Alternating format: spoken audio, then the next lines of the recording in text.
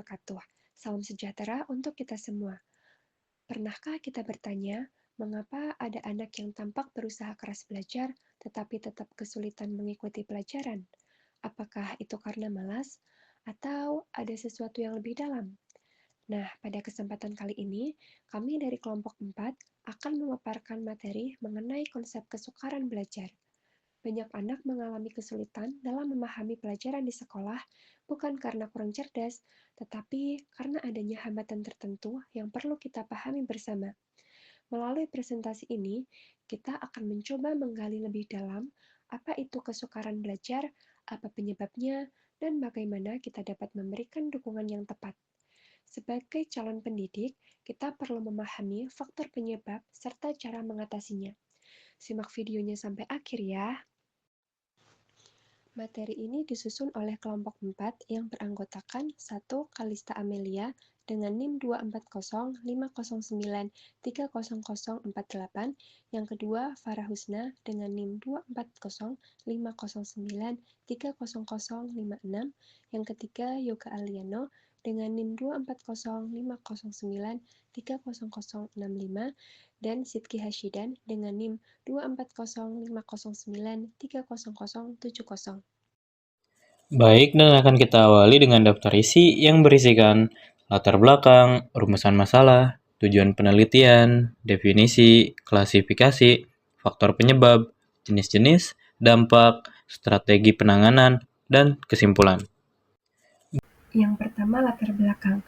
Kesukaran belajar merupakan salah satu tantangan signifikan dalam dunia pendidikan. Tidak hanya berkaitan dengan rendahnya prestasi akademik, tetapi juga berdampak pada perkembangan psikososial peserta didik. Bukan disebabkan oleh rendahnya kecerdasan atau kurangnya motivasi, melainkan faktor penyebab berasal dari neurologis, kognitif, emosional, dan lingkungan. Anak yang mengalami kesukaran belajar seringkali memiliki tingkat kecerdasan yang normal atau tinggi dan mengalami kesulitan membaca, menulis, atau berhitung. Dalam pendidikan inklusif, guru berperan sebagai fasilitator yang harus menyesuaikan pembelajaran dengan kebutuhan beragam siswa. Selanjutnya, saya akan membacakan rumusan masalah dari pembahasan ini. Adapun rumusan masalah yang kami angkat adalah sebagai berikut. Yang pertama, apa definisi konseptual dan operasional kesukaran belajar? Yang kedua, bagaimana klasifikasi dan karakteristik kesukaran belajar? Yang ketiga, faktor apa saja yang menjadi penyebab kesukaran belajar? Yang keempat, bagaimana implikasi kesukaran belajar terhadap proses pembelajaran di sekolah? Dan yang terakhir, strategi apa yang dapat diterapkan untuk mengatasi kesukaran belajar? Berikut adalah tujuan dari pemaparan presentasi kami. Yang pertama yaitu menguraikan definisi belajar secara komprehensif. Yang kedua, mengidentifikasi jenis dan ciri-ciri kesukaran belajar. Dan yang terakhir, menganalisis faktor penyebab kesukaran belajar dari perspektif multidisipliner.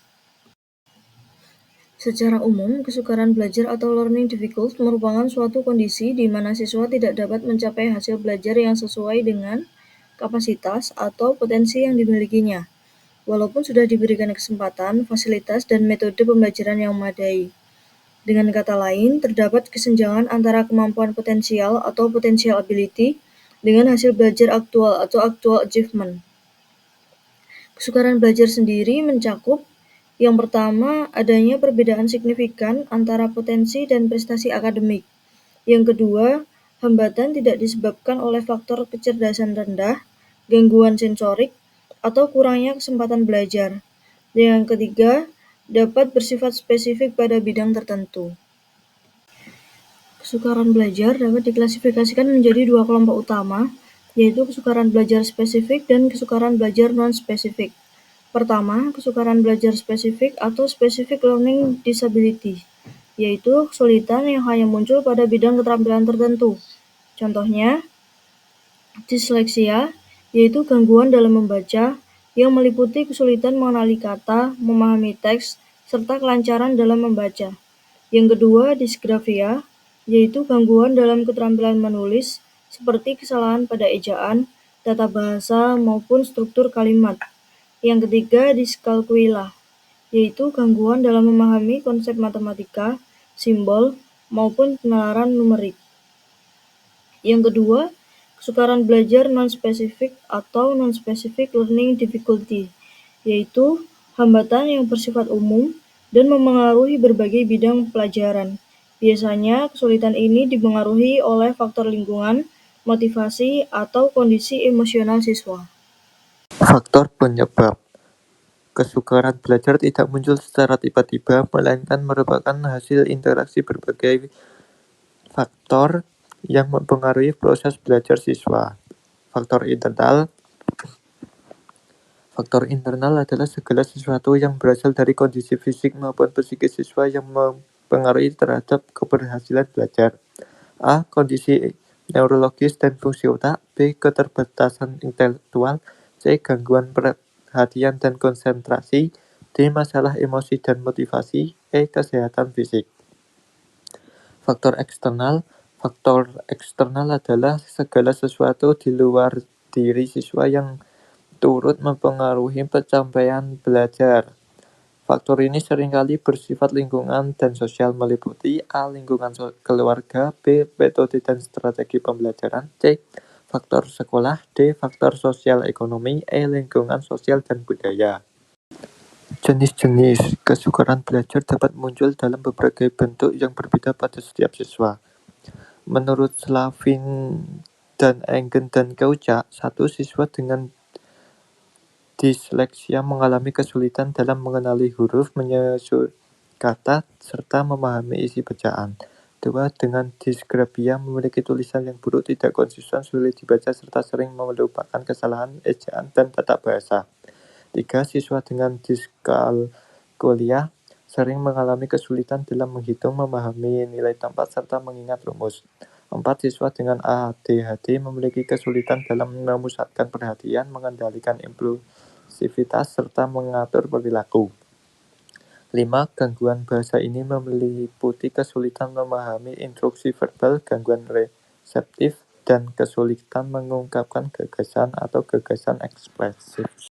Dampak dari kesukaran belajar. 1. Dampak akademis. A. Prestasi belajar menurun. B. Tertinggal dari teman sebaya. C. Motivasi belajar menurun.